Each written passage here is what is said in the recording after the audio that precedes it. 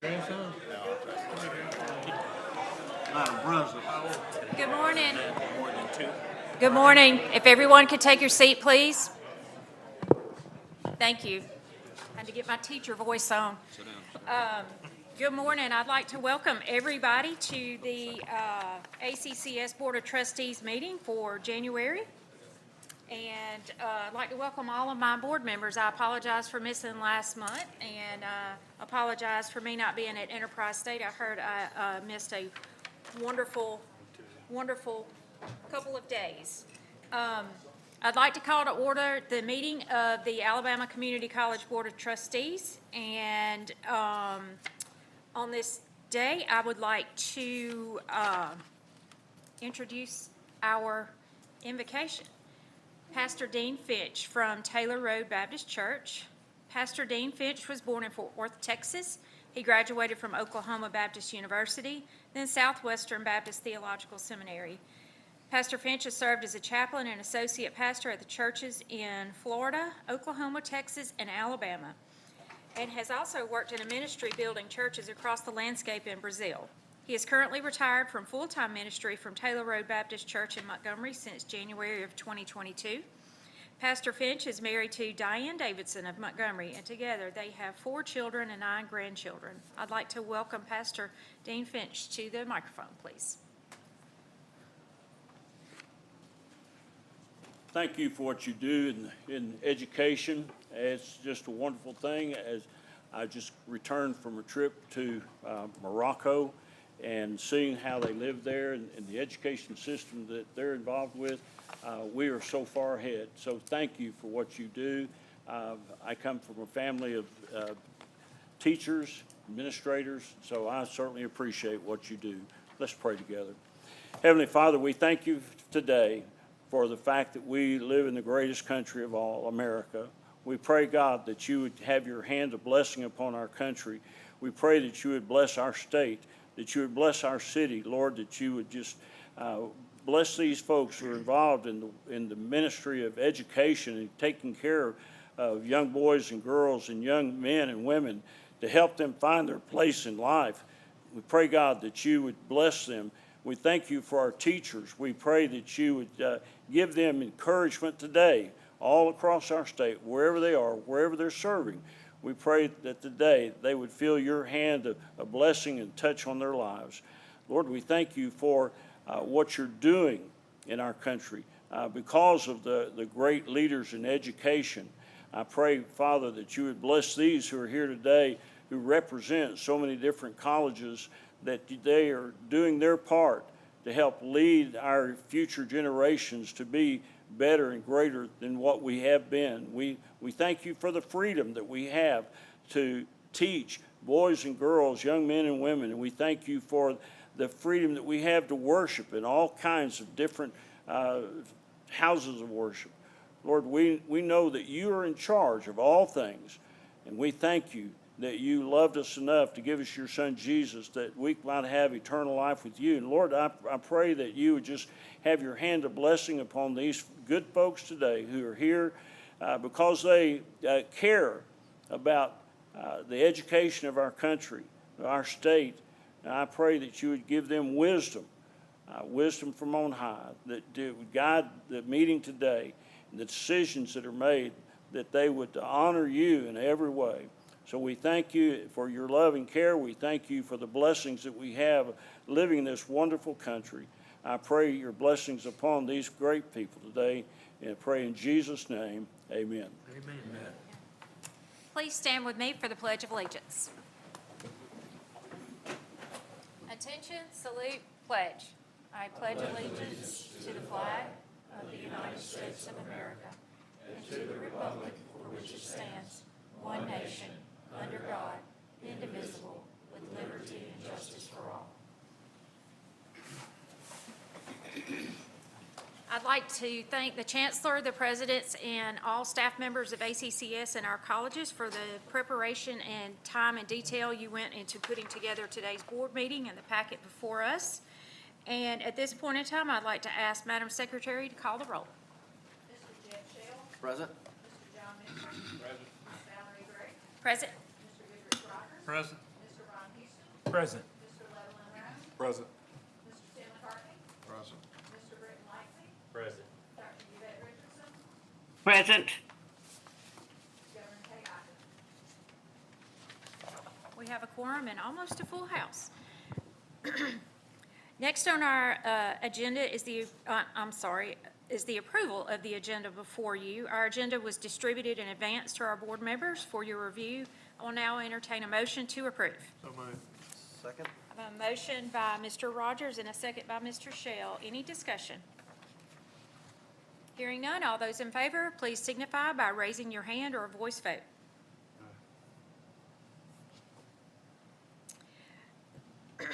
Next is our approval of the minutes. The minutes were distributed to each of you in advance of our board meeting for your review. I will now entertain a motion to approve. So moved, Madam Chair. I have a motion from Mr. Houston, Second.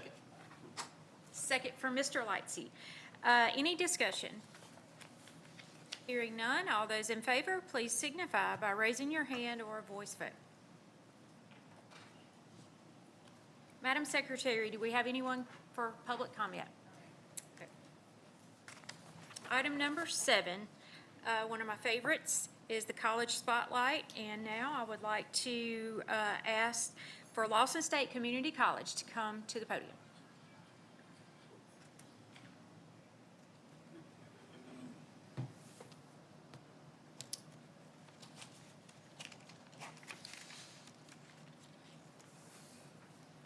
Hey, Dr. Anthony, how are you? Good morning. I Good am morning. great. Good morning to our board, Madam Chair, our Board of Trustees, Chancellor Baker. Good morning and Happy New Year.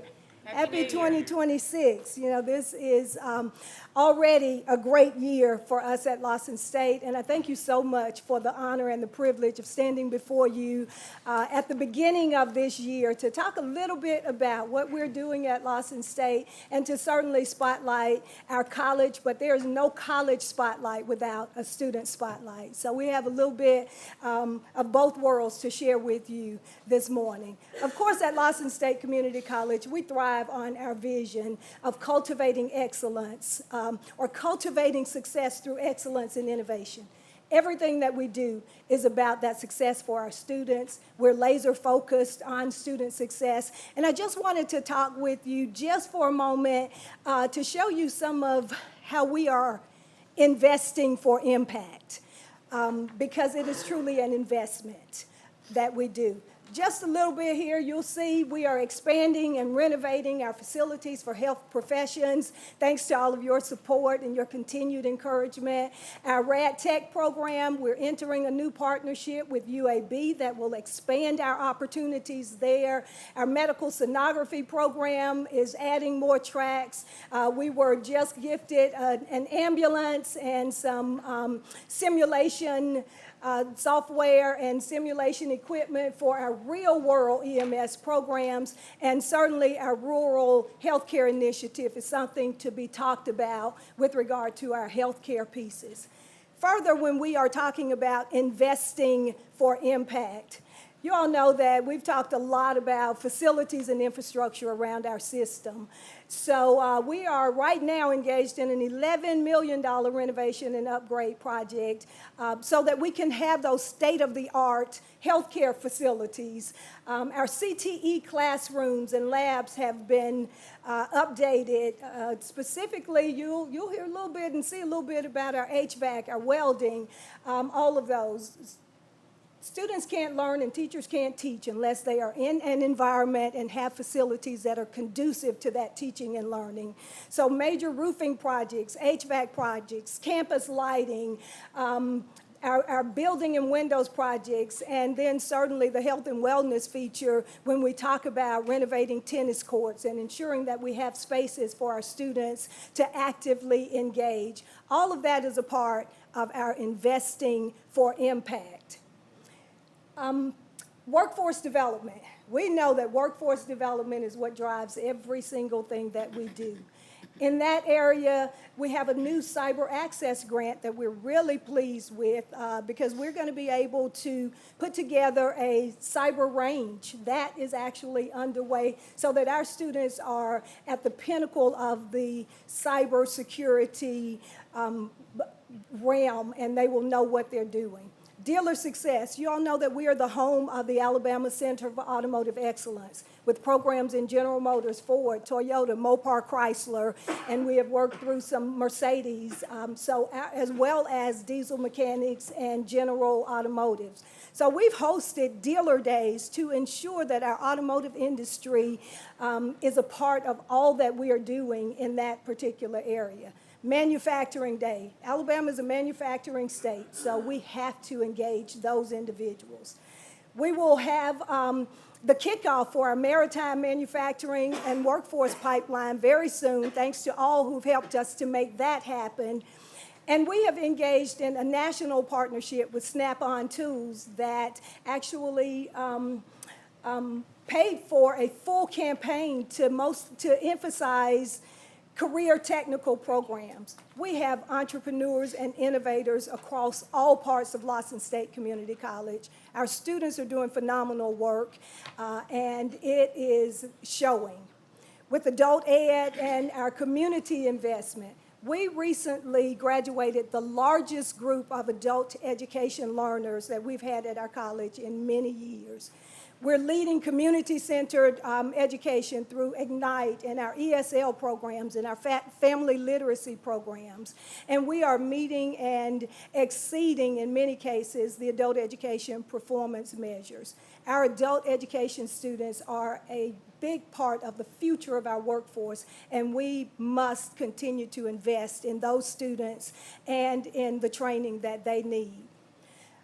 When we talk about investing in students and that training, the other part of that is investing in our faculty, investing in our staff, so that they are very well equipped and ready to meet the needs of our students. We are a nationally recognized caring campus. We are a member of the Thurgood Marshall College Fund that has actively supported both programmatically and fiscally our students and our institution.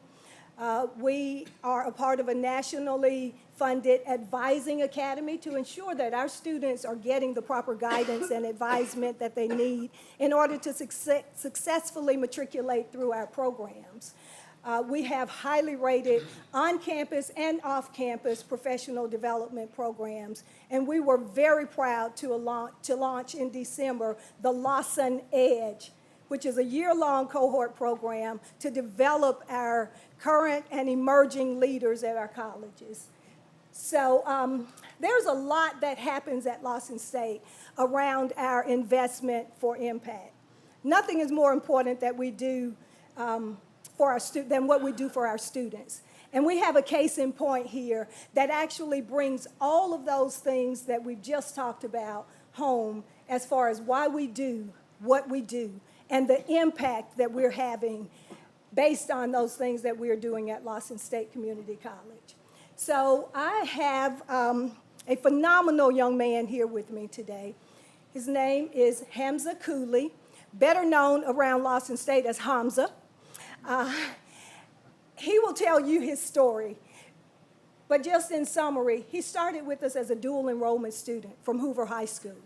He finished his HVAC degree. He's now an alum. He's a major entrepreneur. I can't wait for you to hear his story there. And he's actually mentoring the next generation of commercial refrigeration professionals, all because of what happened to him and with him at Lawson State Community College, the student experience. We remain laser focused on that student experience, and Hamza is but one example of what that actually means and the actual outcomes of that. You know, when I thought about this and we were on to do this, I was like, okay, a student spotlight.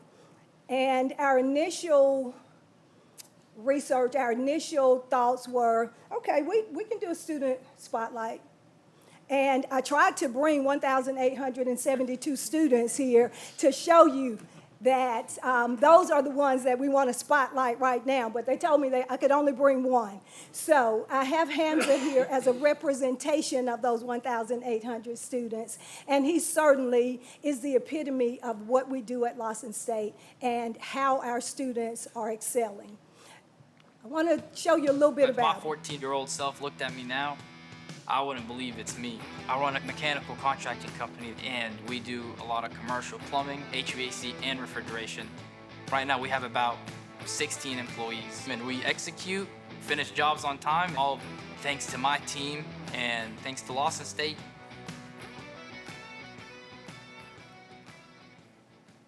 That's just a little peek into who he is and what he does. But I brought him here so that you can hear his story from in his words.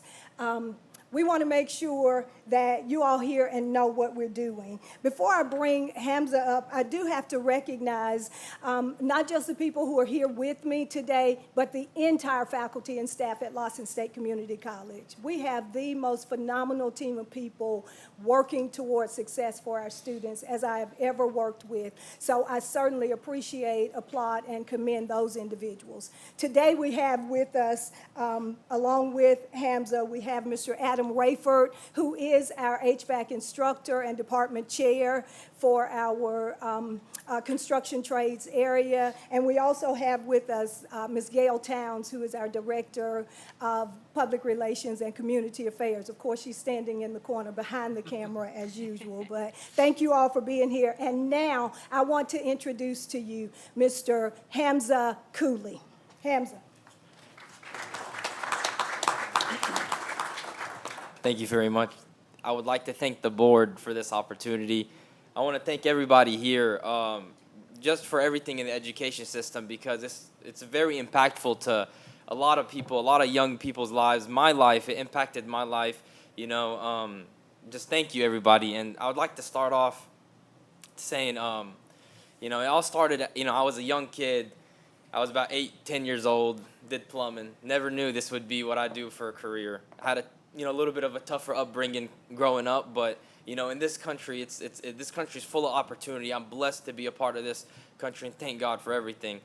I was in high school, and I looked into some things, and I heard about dual enrollment, and then heard about Lawson State, and that's when the snowball effect started. So I went to Lawson State as a high school student, and studied the HVAC program. And just consistently very dedicated, whether I'm on the field, working, and going to Lawson State as a dual enrollment student. Just many years of hard work, and apologize, I'm nervous. I didn't, you know, and you know, and at the same time, just having great faculty and staff, everything from people making sure your schedule's right to instructors that literally don't leave, and they will stay in the school till 10 at night to make sure you understand the components you need to understand, to make sure you understand how a system works. And it's just a great team, very wonderful education to make sure to help me, shape me to be the person I am today. And I'm very grateful. I'm very grateful. And now, you know, I'm licensed in mechanical, and I'm plumbing, and we are actually licensed in other states as well. I got my state license in the state of Tennessee, Arkansas, and Texas, and I'm about to get it in the state of Georgia. And just I believe, you know, with hard work, integrity, and honesty, you know, you know, how fast I've grown is just thank God for everything, you know. And I couldn't have done it without the help of Lawson State, for sure. And I help, and I try to help as much as the younger generation, because I know, you know, talking about the workforce, you know, it's very important that we have a lot of the younger generation around my age or younger to know that these curriculums are very important for the growth of our country. And I'm a big, I tell a lot of people about that, you know, and a lot of students, I've gotten a lot of students into these curriculum. I've probably helped about over 10 students come to Lawson State to start their career technical education. And, you know, yeah. You know, but yes, ma'am. Oh, yeah. So we have right now about 16 employees at our company, and we have everybody hired from foremen to project managers to apprentices and journeymen. We have a really good team, a lot of experience, including myself, and we are growing very rapidly. I would have never thought we would have been this big, this fast, and we have a lot of opportunities with huge general contractors, and a lot of people are really wanting us to do work for them. I've never advertised. It was never been a thing for me to go and advertise or anything like that. I just believed in doing honest work. Just be honest and do good work and take pride in my trade. And God opened the doors for me. And, I have people all over the U.S., wanting us to do work for them, and I really see ourselves probably being a billion-dollar company in the next 5 years. So thank you very much. And most importantly, I want to help the younger generation because, I know there's a lot of people that come probably from broken homes or all that stuff, and that's not, I don't see it. I think that's a boost, you know what I'm saying? With all the opportunities in this country, I feel like if I can help the younger generation see the potential in this career technical education. Not only that, it will help them and change their lives and benefit their families. I believe it will help us as a country grow and thrive and be self-sufficient. So I look forward to all that. And thank you very much once again for having me here. I'm honored. There's no words that can express how I feel. And I should have been more prepared for this speech, but I've been working like 80 hours a week. So thank you, everybody. Thank you.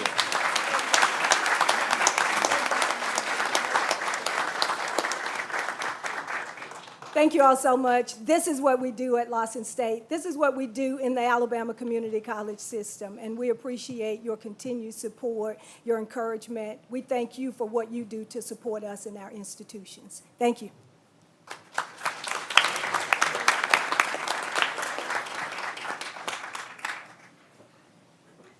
I'll tell y'all that the college spotlight is always my favorite, and I think that one college cannot one-up the other until the next month comes around. And the stories are just absolutely incredible. So thank you again, Dr. Anthony and Hamza.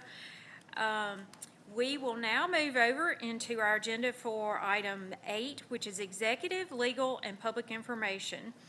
Our action items are as followed. Item number 8A1, it is Drake State Community and Technical College approval for the naming of the automotive building. And it is recommended that the Alabama Community College System Board of Trustees authorize the president of Drake State Community and Technical College to name the automotive building, Building 400, as the L&A Fairhurst Automotive Center and to add appropriate signage. I would also like to add that this is for a fiscal consideration of a $5 million pledge to Drake State Community College. Do I have a motion? So moved.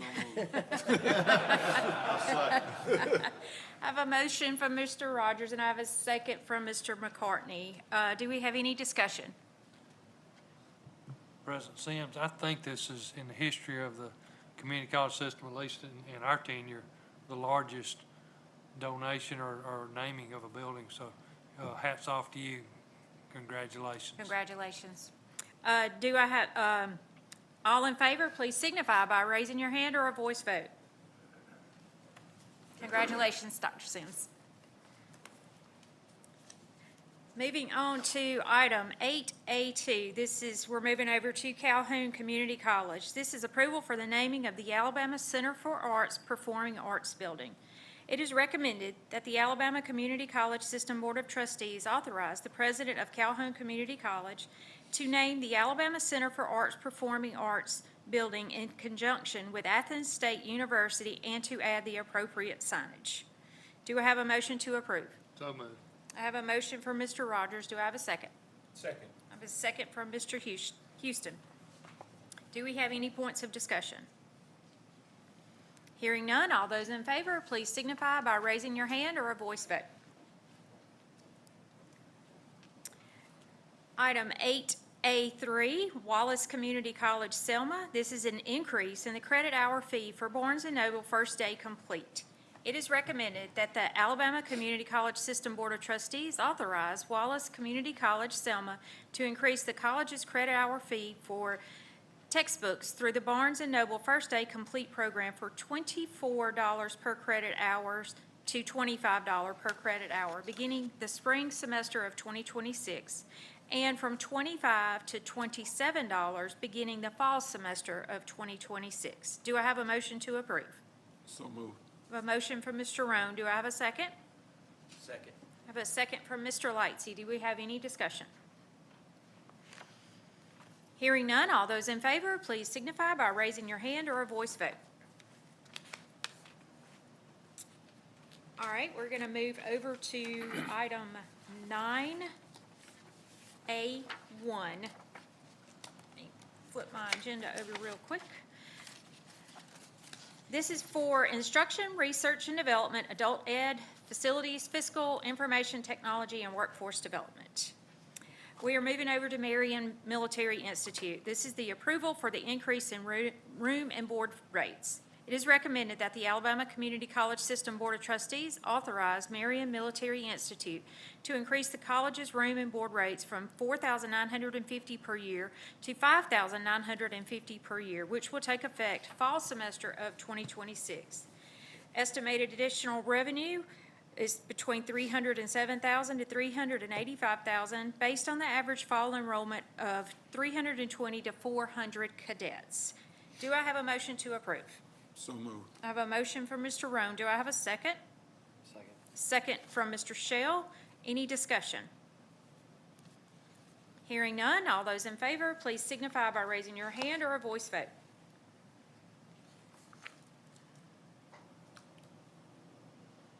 All right, we're moving back to Drake State Community and Technical College.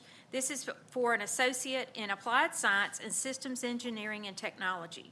It is recommended that the Alabama Community System Board of Trustees approve Drake State Community and Technical College's application for an associate in applied science and systems engineering technology to be implemented fall semester of 2026. Do I have a motion to approve? So moved. I have a motion from Mr. Rogers. Do I have a second? Second. Second from Mr. Houston. Do we have any discussion? Hearing none, all those in favor, please signify by raising your hand or a voice vote. Item 9A3, we're moving to Wallace State Community College in Huntsville. This is an associate in applied science and speech and language pathologist assistance. It is recommended that the Alabama Community College System Board of Trustees approve Wallace State Community College Huntsville application for an associate in applied science and speech and language pathologist assistant to be implemented the summer semester of 2026. Do I have a motion to approve? So moved. I have a motion from Mr. Lightsey. Do I have a second? Second. Second from Mr. Roan. Any discussion? Hearing none, all those in favor, please signify by raising your hand or a voice vote.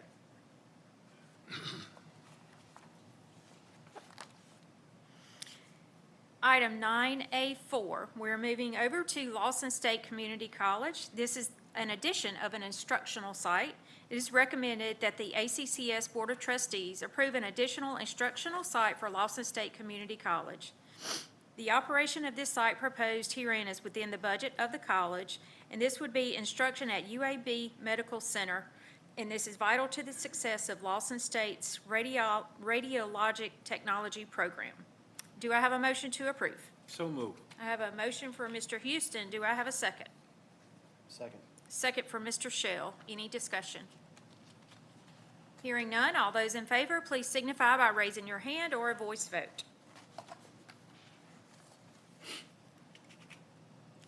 Now we're going to move over to Bevel State for item 9A5. This is the Jasper Campus HVAC Training Center addition for Energy Services Infrastructure Training Center. It is recommended that the Alabama Community College System Board of Trustees authorize Bevel State Community College to proceed with the project named Jasper Campus HVAC Training Center addition for Energy Services Infrastructure Training Center pre-purchase of MEP. Construction contracts shall be executed no later than April the 1st of 2026, or this authorization shall expire. Do I have a motion on the floor? So moved. I have a motion for Mr. Lightsey. Do I have a second? Second. I have a second from Mr. Rogers. Do we have any discussion? Hearing none, all those in favor, please signify by raising your hand or a voice vote.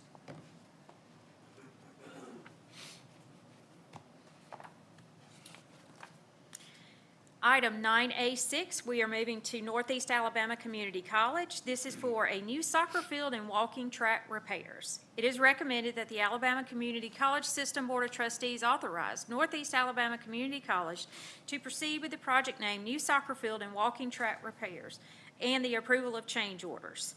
The expected milestones for this project should be, as we are doing change orders, August of last year, actually August of '24, with final completion date of January of this year. The change orders are 5, 7, 8, and 9, and that change order cost is $139,652. Do I have a motion to approve? So moved. I have a motion from Mr. Rogers. Do I have a second?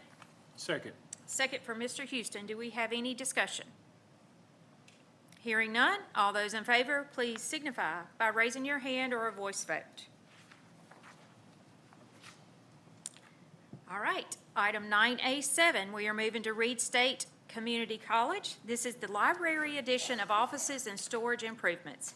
It is recommended that the ACCS Board of Trustees authorize Reed State Community College to proceed with the project name Library Addition of Offices and Storage Improvements.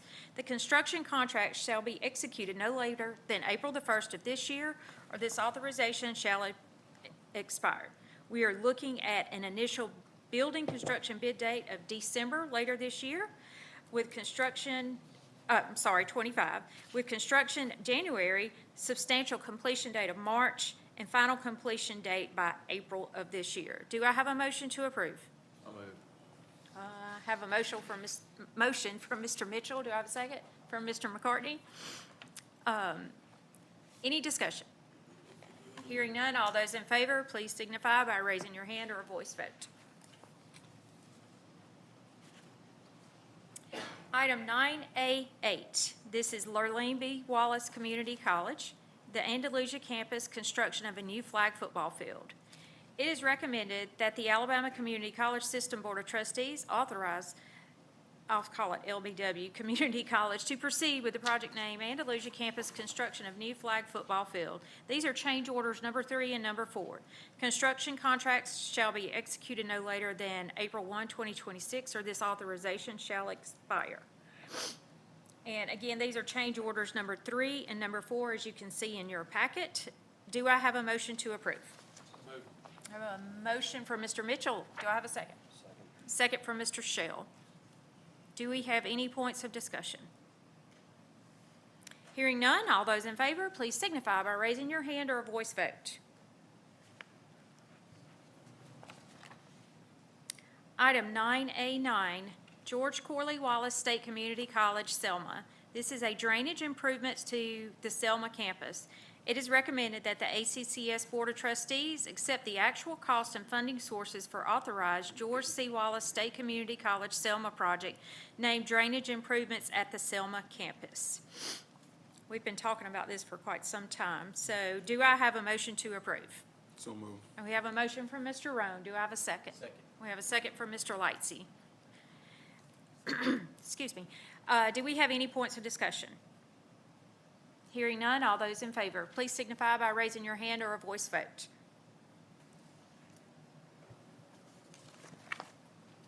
We are moving over to item 9A10. This is at Enterprise State Community College. This is the Enterprise campus purchase of the C&T Wholesale and Defender, what Mr. Mitchell said, property. I should have been a little bit more prepared for that one. It is recommended that the ACCS College, Board of Trustees authorize Enterprise State Community College to proceed with the project name Enterprise Campus purchase of the CT Wholesale and the Differ property. This authorization replaces the Board of Trustees approval of April 9, 2025. The expected milestone schedule is as follows: February 25 through March 25 with a closing date. This has gone on for some time, so do I have a motion to approve this? So moved. I have a motion from Mr. Mitchell. Do I have a second? Second. I have a second from Mr. Houston. Do we have any points of discussion? Hearing none, all those in favor, please signify by raising your hand or a voice vote.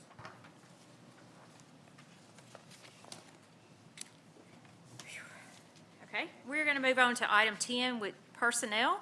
And do we have any personnel reports? No? Nope, no personnel. I'm going to turn it over to the Chancellor, to the Chancellor's report. Well, I'd like to announce that the budget hearing in the legislature will occur on February the 2nd at 2 o'clock in the State House. Everyone's welcome. Certainly, I want the schools to be well represented at the budget hearing. Chris Cox. I've asked Chris to talk about workforce Pell and a couple of other items, so. Yes, sir. Thank you, Board and Chancellor Baker and Presidents. Workforce Pell is honing in on us rather quickly, and we are, I think, we're aligning to how that looks, what it's going to look like. There's going to be a lot of learning that takes place as we figure out a new system and how workforce fits into that system for students to be able to draw federal dollars to assist in their work. There's a few things we do know that are going to be required, and we know that it's got to have 70% employment, and it has to have a good job that's a good livable wage job. So aligning programs that might be anywhere, I think it's from 8 to 15 weeks. And I think important for everybody to know is these programs also, if you teach the program, it also has to articulate, which I think is the best thing because it aligns it where we're about the only entity that can do that. And so as we're working to align programs with the industry, we already have, I think, programs that will qualify. We've got to start working on a list.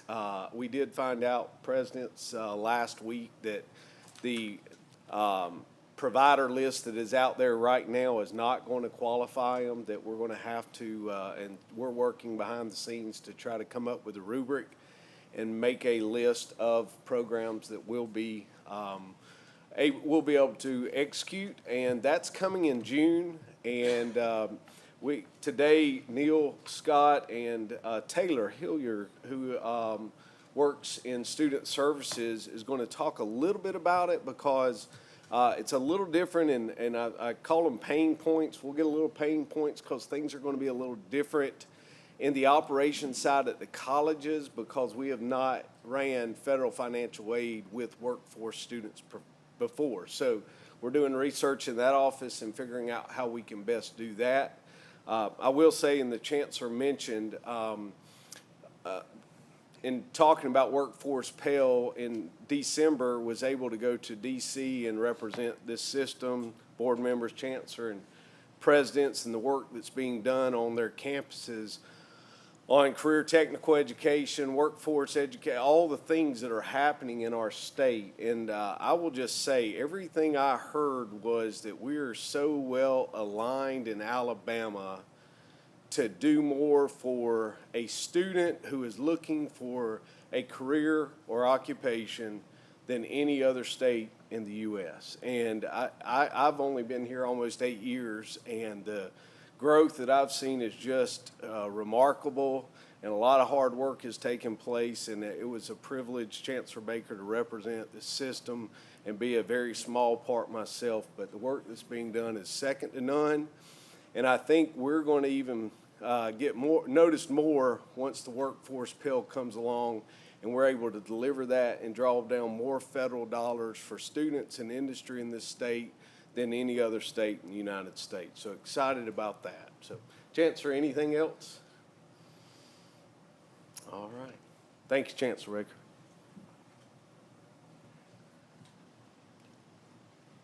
Nothing further from the Chancellor's report. Do we have any committee reports? No committee reports. The date and location of our next meeting. We're going to roll right into our work session. Shouldn't take long since we're on a roll today. And, but our next Board of Trustees meeting will be February the 11th back here at 10 a.m. Central Time in Montgomery. And do I have a motion to adjourn? Oh, sorry. I'm sorry, and I should have introduced Neil. They have about a 5-minute presentation as far as talking about enrollment and a little more about workforce pell, if that's okay. Y'all tricked me. Yeah, Yes. I'm sorry. Come on, Neil.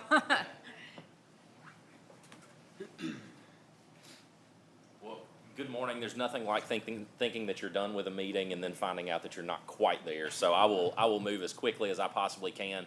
We do have a very brief enrollment update for spring. Our colleges are off and running. Spring is looking like it's going to be a really, really great semester for us. Our colleges, as of yesterday morning, had enrolled dangerously close to 89,000 students for spring courses, and that's an 8.2% increase year to date over last spring. That's over 6,700 more students than were enrolled by that time last year. And as of yesterday morning, all 24 colleges are showing a head count increase for spring. Those students are enrolled in over 755,000 credit hours, a 7.1% increase year to date, and that's nearly 50,000 more credit hours than this time last year. And all but one of our colleges are showing a credit hour increase. So that's very exciting. The Chancellor just a few days ago brought up a discussion in our executive meeting about a topic that has been coming up in a lot of articles. It's actually been approaching for the last several years, and that is something about something called the enrollment cliff. I'm not going to go into just a great detail about it, but it is something that has been looming. It's been a long, predictable sort of shift in demographics. Many of our presidents are very familiar with this conversation because it centers around 2025 being the year that high school graduation numbers peak in the United States. And so what, as noted recently in a trusteeship magazine, it's not a sudden event. It's a long, predictable demographic shift, and it is one that is really going to reward those institutions who are in a position to adapt. And as you just heard Chris, we are in a great position in the state of Alabama. We adapt well. We align ourselves well with workforce needs, with business and industry needs, and so that's not going to change. But I would like to take a moment to address this so-called enrollment cliff and what it means for our system. One of the things that does stand out to me as we talk about this is that demographics alone are not going to determine our success. It's going to be how we respond to it. So our enrollment mix actually reflects some really good news for us. In fall 21, students under the age of 20 represented 50% of our college enrollment. By 2025, that share had actually grown to 59%, with head count in that group increasing by more than 20,000 students. Over 50% growth in 5 years, and much of that growth has come through dual enrollment, as you know. At the same time, enrollment among students ages 20 and older have not declined. Adult learner enrollment has grown, in fact, 5% over 5 years, now reaching nearly 40,000 students. Approaching the enrollment cliff, the institutions that are most vulnerable are the ones who are overly dependent on one particular population, that population being those high school students who are coming directly out of high school. Fortunately, ACCS is not. You'll see up here that 77% of our non-dually enrolled students enroll more than a year after graduating high school. And 40% of those are within 1 to 5 years after they graduate, 37% after that 5 year mark. In addition, we are being more intentional about re-engaging learners who are already connected to us through Skills for Success, through workforce training, through adult education, and for many Alabamians, this these training programs represent the first interaction that these students have with ACCS. And historically, these learners have been treated as a separate entity. They're separate from our credit programs. Going forward, we want to make sure that we and our colleges are intentionally reaching out to these students to provide clear, structured on-ramps to credit-bearing programs, allowing them to upskill, to earn credentials, and to advance in and to continue to advance in the workforce. And this aligns with what higher education leaders are seeing nationally. Future enrollment growth will increasingly come from these adult learners, from workforce participants and re-engaged students, not just these recent high school graduates. So dual enrollment, as I said a moment ago, has been a major driver of our system growth. Dual enrollment students now represent 35% of our enrollment, up from 22% in fall of 2021. At the same time, we recognize an important reality that dual enrollment stabilizes enrollment, but it does not automatically translate into matriculation. It does not automatically mean that those students are going to continue on with us after they graduate. And that's why our focus on dual enrollment must include strategies for student conversion, for momentum, for clear pathways, and a change from just dual enrollment into helping them meet credentials of value. One last thought on this is that Alabama remains comparatively well positioned when compared to many other states.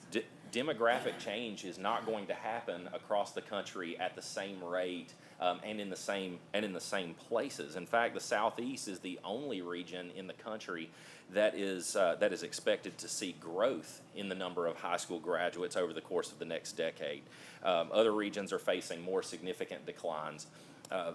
This says that we are actually expected to increase until approximately 2037, while the Northeast is expected to decrease in that same number by about 17%, the Midwest decreasing by about 15%, and the West decreasing by about 20%. We're looking to increase in the Southeast by approximately 3%, and Alabama is one of the states that's projected to increase as well. That may not totally jive with some of the things that you're seeing as far as high school numbers or K-12 numbers, but don't forget that we have the Choose Act that recently allowed families to be able to choose private schools and other charter schools and things like that as well. So while public school numbers may be declining, that does not mean that the overall population is declining. 42%, and I've heard Dr. Cox say this numerous times, 42% of Alabama public high school graduates do not enroll in college anywhere. That is a tremendous opportunity for us to not only expect to see stable high school enrollment, but for us to do better with the students who are graduating and be able to have a higher percentage of those students choosing higher education. So that tells us the greatest opportunity is not just in waiting for the population to increase or decrease, but it is to focus on participation, to focus on yield and conversion and re-engagement. And if we can meaningfully reduce the number of students who leave high school with no plan for college or workforce training, we will not only weather those demographic changes, but we're poised to succeed through them and despite them. So in short, the enrollment cliff is a real thing. It is something that you will continue to hear about in articles and from vendors and things like that. But we are responding, and we will adapt. We are responding by diversifying who we serve, strengthening those pathways from access to completion, converting non-credit learners into credential-seeking students, and focusing on yield, persistence, and workforce relevance. So our strategy is not about chasing headcount. It is about making sure that we are mission-aligned, that we are efficient, and that we are meeting the needs of our communities. So Workforce Pell, as Chris just mentioned, is one of these tools that we have now been positioned to be able to utilize to make a difference in our communities and to be able to meet the needs of our community, and so it is really kind of a strategic bridge forward for us. Chris, I don't know if we have just a couple more moments for Taylor to talk just a little bit in more detail about Workforce Pell. We want to be able to do that, and then take just a moment to answer any questions that you have. So I'll turn it over to Taylor Hillier. Good morning. Thank you all so much for just this quick opportunity. I think Chris, he had a little bit of an idea what I was going to say, but not much, but he touched on just about everything I had to say. So I just want to expand just a little bit about Workforce Pell. Let me go the right way. There we go. So Workforce Pell is a tremendous opportunity for the state of Alabama. Like Chris mentioned, this is specific for programs that are 150 to 600 clock hours in length and run at least 8 weeks, but fewer than 15 weeks. And these are programs that have never had access or opportunity to federal financial aid for these students. It is different. It is new. It's going to require us to think creatively, as well as in collaboration with business and industry. But it provides additional opportunities for us to expand the training and access to funds for students to access those types of trainings. Chris mentioned Alabama is ready. We are positioned to not only participate in Workforce Pell, but be a national leader in Workforce Pell, and it's because of the systems and supports we have in place. We already currently have strong CTE and workforce programs thanks to our colleges and their partnerships with business and industry. They continue to build and strengthen those partnerships. We have begun collaboration with key state agencies because this is going to take multiple different divisions, departments across the state and within our colleges to be successful. So we've begun those conversations. We have system-wide structures in place to help support, and then from the system level, we are ready here to support our colleges in anything they need to be successful in Workforce Pell. So, like I just mentioned, this is not and cannot be successful in a single department. So we've got to start thinking outside the box, thinking creatively. Currently, we have never ran non-credit workforce programs through the student service side of the house. They've kind of been on their own island. This is going to require us all to work together and start having these conversations. We've got to have them early. They've got to be intentional, and we've got to start asking the tough questions. And this is there's a list up here or some boxes. This is not an exhaustive list of the departments that the presidents I want you to start thinking to be included. But no, these are going to play a key role in not only making sure we're meeting workforce needs, but also meeting the regulatory requirements that are around these federal funds that will then become available. Workforce Pell, like Chris said, it requires us to develop programs that are unlike anything we've ever done before and worked before. So this is just a little graphic. Think about, we have a line worker program currently right now that is non-credit. We want to work to structure that to meet the regulatory requirements for Workforce Pell. That then sets this student up to continue his education or her education all the way through to transfer from a non-credit program to an associate's degree onto a bachelor's degree, along with those credits that he is taking or she is taking to follow him. So these credits have to articulate, they have to be within a certain amount of time.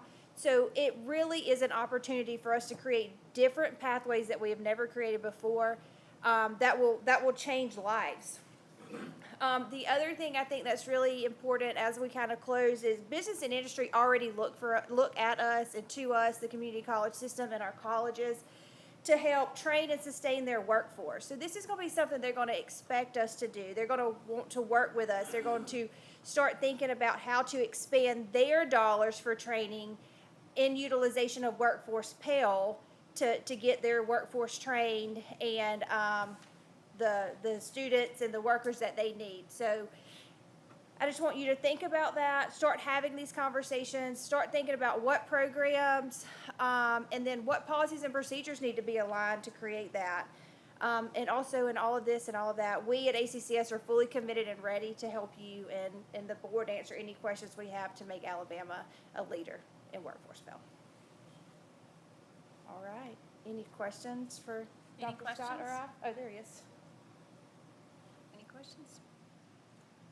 We good? All Thank you, right. Taylor. Thank you.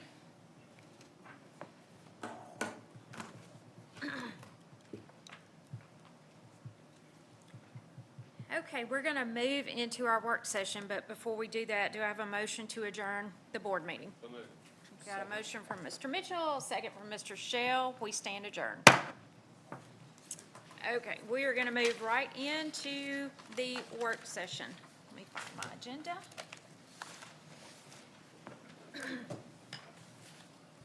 I will call on Mr. O'Brien to kick us off. The first item on the work session agenda is a placeholder. It is for the annual purchase of our legal liability insurance. We have submitted all the requested information to the insurance company, and we are awaiting a quote. We are expecting to receive that any day, and as soon as we have that information, we will pass it on to you. But presently, it's still a placeholder.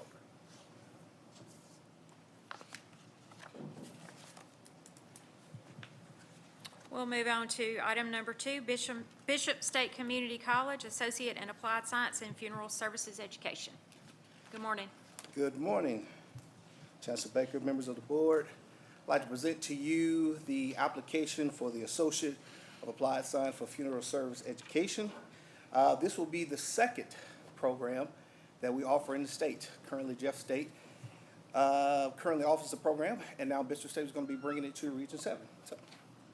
So Bishop State did a great job identifying a workforce need in Region 7, projected to be implemented in fall of 2026. This program will allow the students to provide them comprehensive training that will prepare them basically for all facets of professional funeral services. The curriculum has basically been designed as we have an overall curriculum program that is a joint unified one that matches the American Board Funeral Service Education for a national accredited body. But furthermore, it also is tailored to incorporate basic rules that's needed by the Alabama Board of Funeral Service that includes requirements for licensure and apprenticeships. When it comes to the proposed budget for the program, they will need to hire 2 additional, they're going to need 2 full-time and 2 part-time faculty because of the accreditation standards. And one of those will be a program director that will basically be on board for a year to get the program implemented also for marketing purposes to the community. But they're also going to need additional funding that you'll see in your package that's dedicated towards a laboratory simulation, facilities for embalming, and arrangement for conference room for simulated client interactions. President Charles, they did a great job. They obtained quite a few letters of support. One being the one from the B.M. Brown and Company Mortuary and Eternal Rest Funeral Home Services. But they also did a survey throughout their community on the needs of this. And the survey turned out they provided from several healthcare community affiliates that were very in line with what they were trying to do. And they were very happy that this was being brought to their particular region. So the program will be recommended for approval, has been recommended for approval for ACE, and will be on their March agenda. Any questions for the Associate of Applied Science for Funeral Service Education? Any Okay. questions? Thank you. I'll be here for the next one as well. Lurleen B. Wallace Community College, new off-campus instructional site for diagnostic medical sonography. Absolutely. So LBW has also found a way to continue to expand healthcare across the state. They have partnered with a proposed partnership with East Alabama Health to establish a new instructional site for their DMS program. The great thing about this opportunity is that this partnership will allow the existing employees at that particular entity to actually gain their associate degree in diagnostic medical sonography. And they're going to do it from a combination of virtual, synchronous, clinical, and on-site instructions. When it comes to this partnership, it's still in line with everything they've been doing from a curriculum standpoint. The partnership ensures that graduates will be prepared for national certification, and they will excel in healthcare. The best thing about it is that the facility will be providing several of the things that they will need to basically help them along with their curriculum. We look at it from a in-demand occupation from the ACCP. It has grown, and from a light cast standpoint, that there will be 350 jobs postings in 8 county service areas around the area. LBW, this is not in their particular site because the site will be in Auburn, and so it's out of their service area. However, Dr. Kelly did a great job working with Southern Union and Chattahoochee Valley to establish MOUs and let them know that this service will be provided in the area. Once they got the MOUs from those two colleges, Dr. Kelly went on to, and his administration went on to work with East Alabama Health to basically establish the MOU. And this is always the best part about it, I love talking about it, but this will be at no cost to LBW to offer this program at the state, to continue to bring healthcare across the state. So, great opportunity to once again bring a growing field in sonography. And at this given time, if none, I yield my time for any questions for diagnostic medical sonography for LBW. Any questions? Thank you very much. Thank you. Okay. Item 4, Reed State Community College Associate in Applied Science and Nursing.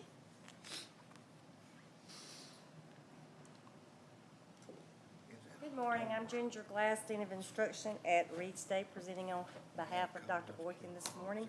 At this time, I would like to present the associate degree in nursing, which will be our registered nursing program, which is going to be a natural extension of our already existing licensed practical nursing program.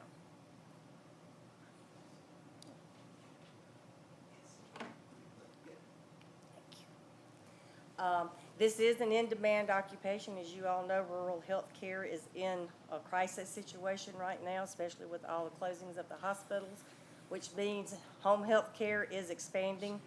Small critical care sites are opening, and it is a need that we've identified in our area through the Alabama Committee of Credentialing and Career Pathways, and it's listed as a Tier 1 high-need occupation statewide and regionally.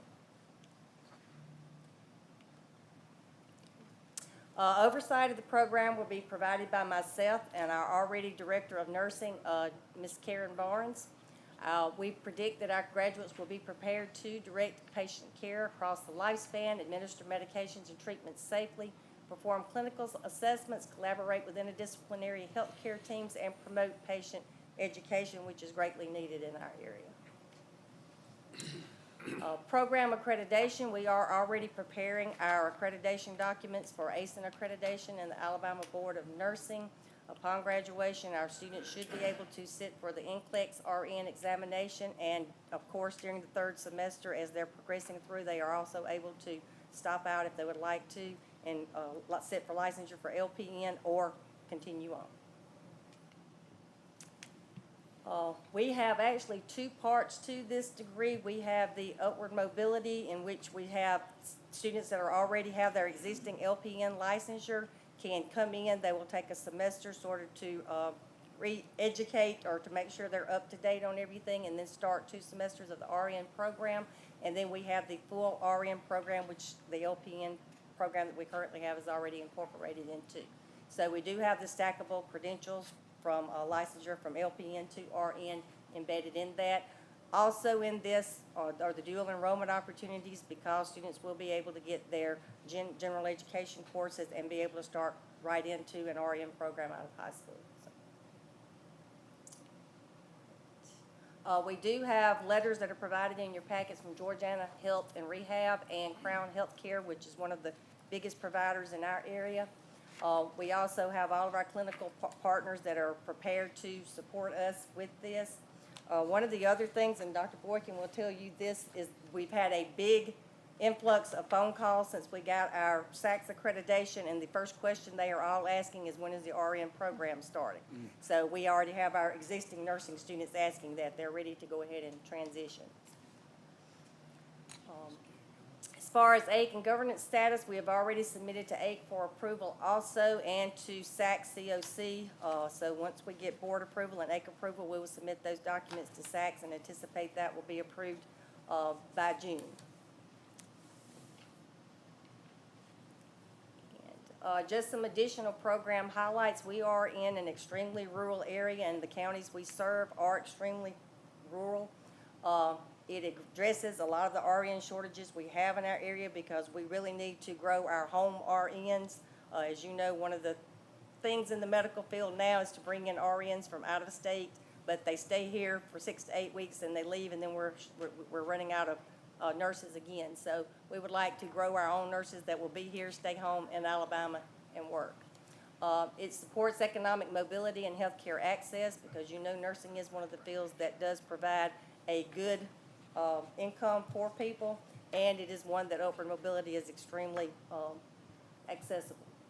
It also aligns with our state workforce and a lot of our rural health initiatives. Any questions? Any questions? Thank you very much. Item number 5, Calhoun Community College, Associate in Applied Science in Film and Multimedia Production. This is a request that the Board of Trustees approve the college's application for an Associate in Applied Science degree in film and multimedia production to be implemented in the fall semester of 2026.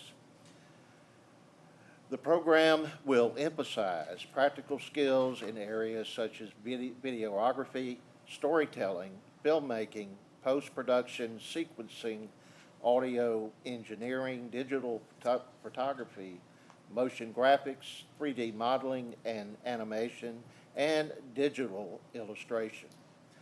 The college estimates that it will cost approximately $123,000 to support the program, and estimates that there are funds in the amount of $407,000 to support the program. Does anyone have any questions? No questions. Okay, the next 3 items are Marion Military Institute for an Associate in Applied Science in Criminal Justice, Applied Science in Fire Science, and Associate in Applied Science in Flight Technology, Commercial Airplane. Good morning. Good morning. Good morning. Good morning. I'm David Ivey. I'm the Chief Academic Officer at Marion Military Institute. On behalf of Colonel Mollahan, our president, I'm here to present these 3 proposals to the board. Just a little background on as far as our potential programs. We've been in the process of performing these 3 areas over the last 10 years through extracurricular activities. And so we've been doing the work, and the students have been paying for it out of pocket, and they've been reaping the benefits, and a lot of these students go into the workforce. So we're part of the workforce development plan, and it's working really well. So we decided to formalize these programs, and this has been an idea, a plan for quite some time, and so this will get us to that next step. So formalizing this the excellence of the transition to the AAS degrees, and I'm not going to obviously read all these, but basically validation of experience, academic rigor and accountability, financial eligibility, and then the recruitment power. You know, a lot of the students are looking for these opportunities and making them more formalized and certificate options. So this will give them some opportunities to connect the dots. So the program overview, comprehensive program preparing cadets for careers in law enforcement. It has been recommended by and approved for AIC to be added to the March agenda for approval.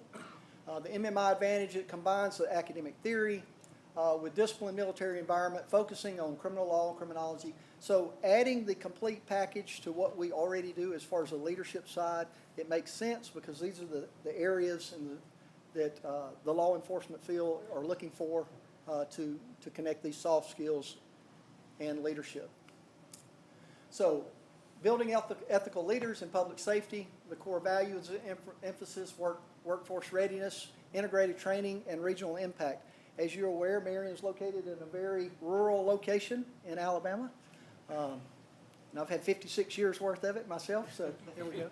So it's very difficult to hire qualified law enforcement personnel, firefighters, and trying to find and certify pilots. So anyway, I'll get into those other 2 in just a minute, but it will have a regional impact and provide some of the local law enforcement agencies an opportunity to send their brightest and best to us so that we can train them and get them prepared so that they can have the opportunity to go into an academy after they graduate.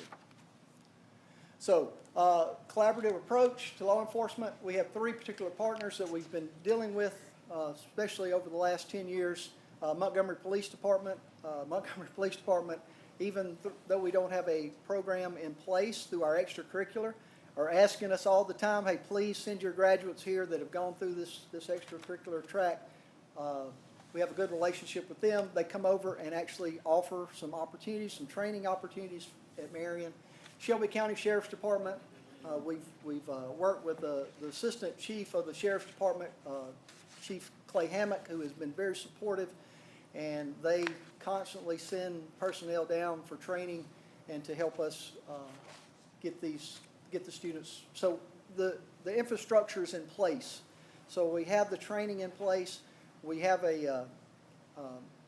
have the criminal justice instructors. So we're in a position to start these programs without any cost. So professional licensure, these students will be prepared to be able to go to the academy to learn the basic foundation. They've learned the basic foundations of what it takes to be successful at the academy. Entry-level positions, police officer, correctional officer, bailiff, etc. And then possible future pathway, investigator, lieutenant, etc. And having the leadership skills embedded into the curriculum that we offer at Marion will give them that opportunity. So some of the admission standards: criminal background check, physical fitness screenings. Delivery method will be hybrid, in-person format. Most of our courses are taught on campus in person. We have very few online courses, but our students all live on campus. So even our online courses, our students are there, and so it's more of a hybrid approach. Some of the off-campus activities would be mandatory internships, ride-along, and some field scenarios. So, any questions from the criminal justice side of the house? Awesome. No questions? Okay, thank you. Roll right into the next, fire science. Specialized degree preparing cadets for careers in fire science, protection, emergency medical services, and fire administration.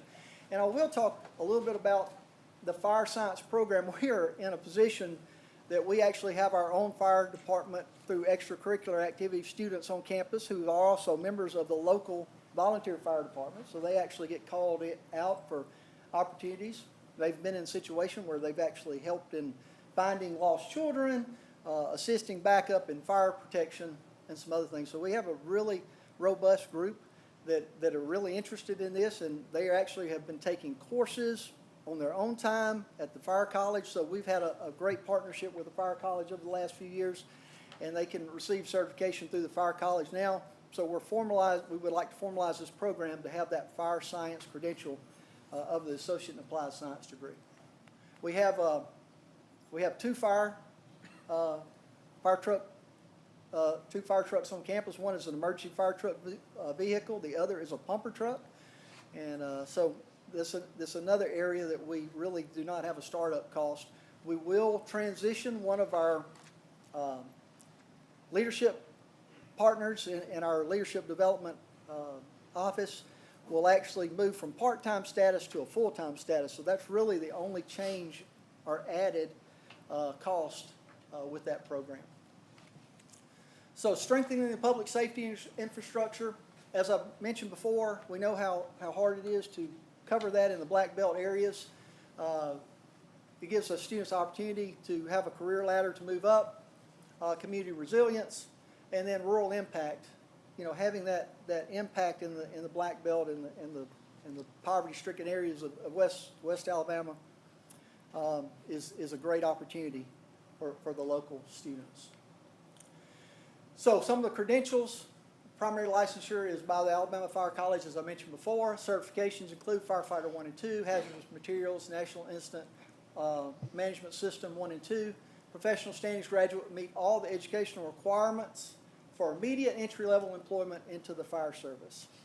And so we've already had students that have graduated from Marion with their associate degrees and that have been hired on at particular fire departments at the four-year universities that they've transferred to. So we have a very good relationship already in place. But this will give the students an opportunity to go right into the workforce without having to have additional academic requirements. Okay, so support, I mentioned the Marion Volunteer Fire Department.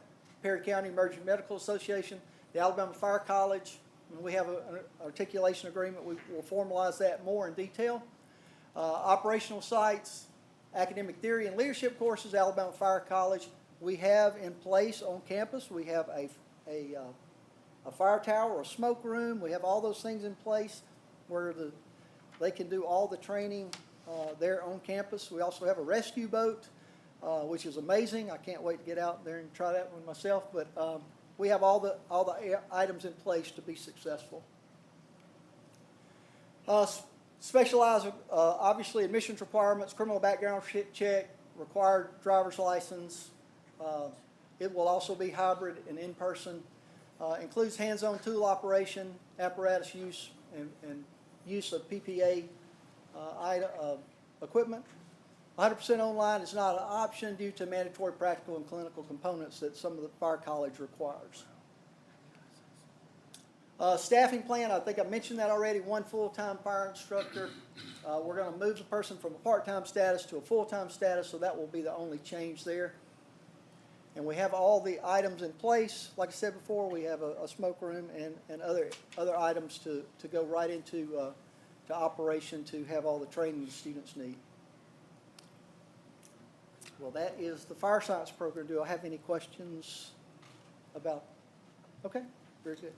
All right, and it has been approved by ACCS, and it will be on the board for approval in March, to be presented to the board in March for approval. Okay, so the last is flight technology, AAS and flight technology, commercial airplane.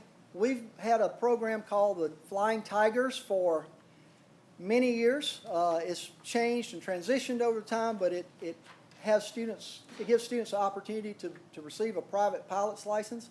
We actually have a relationship with Auburn where our students that finish their associate's degree transfer to Auburn, and all they have left is to take their flight technology courses at Auburn, because they have completed their private pilot's license at Marion and completed their ground school or their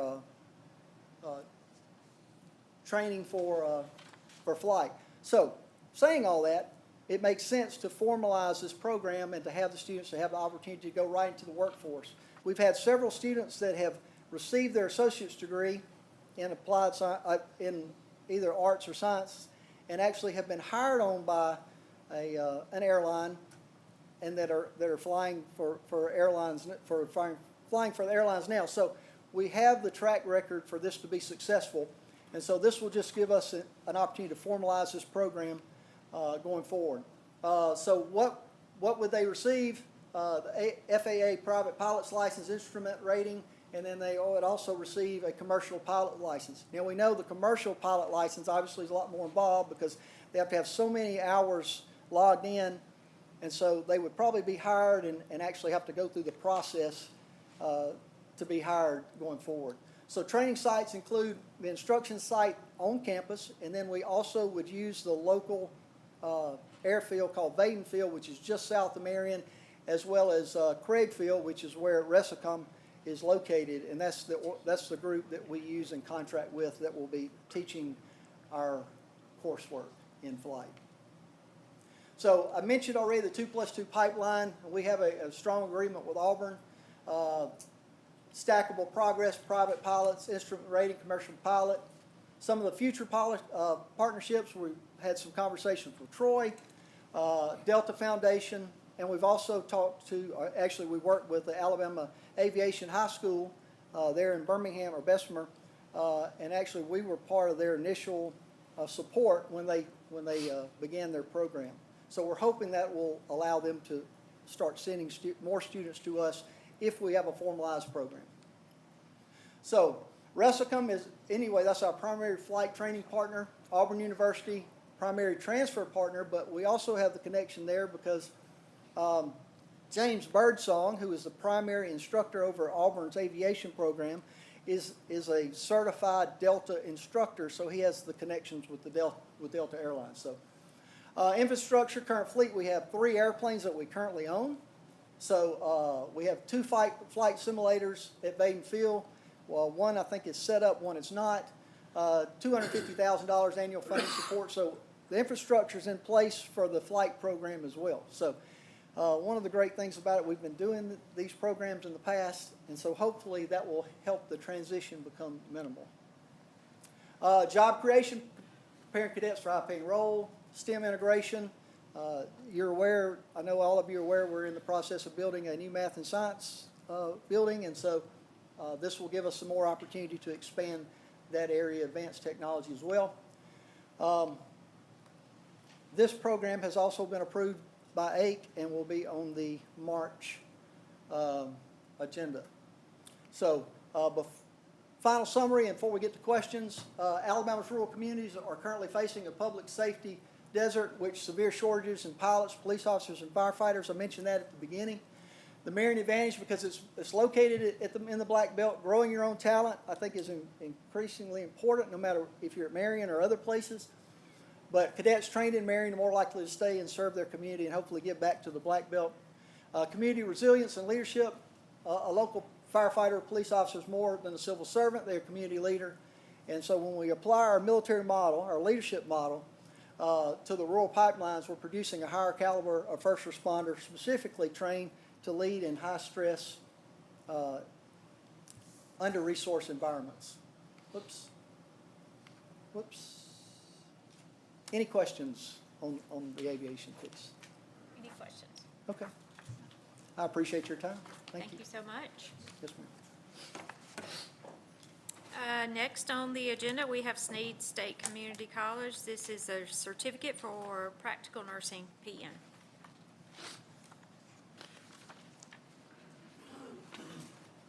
Good morning, everyone. Thank you for having me. My name is Greg Randall. I am the Career Technical Education and Workforce Dean at Snead State Community College, and I'm here today to talk a little bit about a proposed program, which is a standalone licensed practical nurse. So Snead State is located in Region 1, and which I think is the best region, but that's just my personal opinion. And being a part of that, we have a three-tier approach when we are looking at high-demand, high-wage positions. Probably first and foremost is our Alabama Committee of Credentialing Career Pathways, and we take a lower approach from there. We look at the statewide demand. So we looked last year, 24-25, and we found that there were about an average of 960 job openings for a licensed practical nurse. So once we're done with that, we drill down a little bit more to a radius. We went out about 40-mile radius from Marshall County and determined that there were 1,283 unique job postings. And so we drilled down a little further using Lightcast, and we found that last year there were 103 unique job postings in Marshall County from 21 employers. Now, you think about this in terms of filling this demand, it's very important. There are 4 other licensed practical nursing programs within our area, but most of those travel times were 45 to 60 minutes. We believe it's better service in our community to allow them to drive 10 to 20 minutes for this particular career field. So the LPN program really is the first 3 semesters of the registered nursing program. It's 45 hours. We plan on starting our cohort with a number of 8 and growing it from there. It is part of the Alabama Board of Nursing, which they are going to be required to have some state testing that I'll talk about in a minute. But probably one of the most important things to me are their community responsibilities, because we do have a responsibility as a community college to our service area or the area surrounding us. And so one of the things we want to do is, because of the demand, we want to be able to expand our offerings in health science, strengthen our relationships with our healthcare providers through apprenticeships and clinicals, and probably first and foremost is offer those comprehensive student support services to our students. But ultimately, we would like to prepare competent LPNs to meet this growing demand, as we have seen in the health science career cluster. So our employability goals for this, we maintain some realistic goals. we chose that 70% of our graduates will successfully pass the National Counselor Licensure Examination, which they call the NCLEX, because it is a state license to be a practical nurse. It is required. 60% of those LPNs will find viable employment in the field, hopefully close to home. Because the first 3 semesters of the LPN program, or the entire credential, the program, is the first 3 semesters of nursing, we kind of expect that about 25% of those may choose to further their career field and become a registered nurse.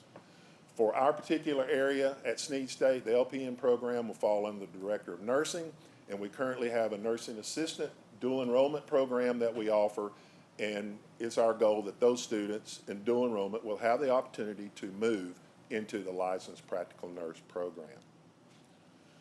Budgetary requirements for this, we're going to have a long commitment for the LPN program to try to meet this demand. So Snead State will maintain a local budget for supplies, equipment, and any adjunct and full-time faculty as the program grows. Additionally, we'll provide Perkin funding every year, funds for marketing and institutional waivers to help these students be successful in these fields and fill that employment gap. Our industry support, we had, this really counts as 3. Marshall Medical Centers has a north and a south campus, and so as part of that, they're very supportive of our proposed LPN program, and of course, Diversicare BOAS.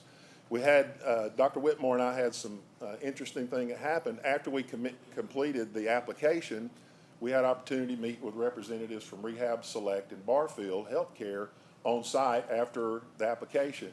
And so they were very excited about this LPN program, and we've been working closely with them since then. But they have committed to us new clinical space, scholarship support, and enrollment, because currently they have nursing assistants who are employees, and we're going to create that pipeline to make them LPNs and then maybe ultimately nurses at some point, if they choose to do so. We have already identified our facilities, and right now we're just planning on having have an approval and starting this program in fall of 2026 this year. Our accreditation, we have in July we requested accreditation or approval from the Alabama Board of Nursing, and that was received. We also received our NCLEX PN because it is required as part of the graduating from the program. Some people may call it jumping the gun. I call it forward thinking. I applied for a grant last year through the Chancellor's Education Trust Fund appropriation, and was able to receive about $178,000 to purchase supplies, and we have already purchased a simulator for the lab and some supplies, and we would like to take some of that funding, as I wrote in the grant, and to help some of our students get started to be successful by providing personal protective equipment and any other materials that they may need. Our LPN program is on ACCS agenda for March 13th. And once again, as I said, the first 3 semesters, or the LPN program, the first 3 semesters of the nursing program, so only notification is required for SACCS. Hope I went quick enough. Thank you very much. Anybody have any questions? Any questions? Thank you very much. All right. And by the way, for our local area in Marshall County, for an LPN, the median salary is about $24.27, compared to nationally almost $30. So we're about $5.50 off the national average, but it's a great living and a great opportunity for the people in Marshall County and the surrounding area. Thank you. Thank you. Looks like our next 4 items are facilities with Chattahoochee Valley Community College. Good morning, board members and Chancellor Baker. We'll start this morning at Chattahoochee Valley. This is a revisit to an ongoing project up there at Adams Hall. We divided this project into two phases. The first one is the ongoing renovation, and then the second phase is the site work. As we take a look at this project, board members, to the north of the facility and building there, we have a parking lot, so we've identified opportunities to modernize that parking lot with lighting and some other things that are needed for that building and in addition to that space, we also have some landscaping that we're performing. We do have here a schematic and a layout of the site and the scope of the work. It will also circle up to where the existing bookstore is and also include some work in between the bookstore and that building, which is known as Adams Hall. As we move forward with the project, we're looking at phase 2 here that we will receive bids later this month. And then board members, we're looking to bring those results back to you for this phase of work in the February board meeting. Any questions about Adams Hall and the site improvements for this particular project? As we step forward and go back up towards Birmingham, down in Chilton and Clanton at the Jefferson campus there, Jefferson State, we have been working, and Dr. Brown, President Brown has been working with the local community and the schools to expand workforce and satisfy those needs in that area. That outreach and that effort has really got a threefold approach going here, where we have the academic building, where we have some introduction to some healthcare programs into this space. As we move over to the exhibition hall, we have a modest effort that's going to be done here. And then the big one is the welding facility to the top of the building, where we take an existing storage facility for that campus, and it's being repurposed into a welding training center. It really is forward thinking on the part of the college and President Brown in offering up that space for that purpose. We have, as we look at this, we have received some bids that have come back just in the last couple of days. We are reviewing and moving forward with those and bringing those results back to the board here for approval in the February board meeting. Any questions about the outreach with workforce development programs up in Chilton, Clanton, at the Chilton, Clanton campus for Jefferson State? As we move to the north up to Drake, there's some exciting things that are happening up there at Hanceville, and Drake is right in the middle of them. So we take a look at building 200 on the campus, board members, and right now the college is taking and repurposing a portion of this building that will be used for the HVAC training program. We'll be bringing back additional work that will happen in this building in the next few weeks for your consideration as well. But as we take a look at repurposing the space that is there for HVAC, this will be helpful for the college as they continue to offer these programs for that service area. We do expect to take these proposals and these bids, board members, later on in the year here going into February, and then those results will be brought back to you in the March board meeting. Board members, any questions about the relocation and repurposing of space in Building 200 for the HVAC programs? The next one we have takes us down south to Coastal Alabama Community College, specifically to the Bay Minette campus. And board members, Dr. Milner has been busy expanding programs on all fronts, not only academic, but in servicing the needs of students, and is reintroducing the tennis program as a sport for the college. We have an existing track on the campus, and inside that track, we are repurposing a portion of that space in the field area for tennis courts. There will be 12 of them that will be going into this location and expanding those offerings to the students as an extracurricular sports activity. We do expect that we'll receive bids that are moving forward here, and later this month those bids will come in.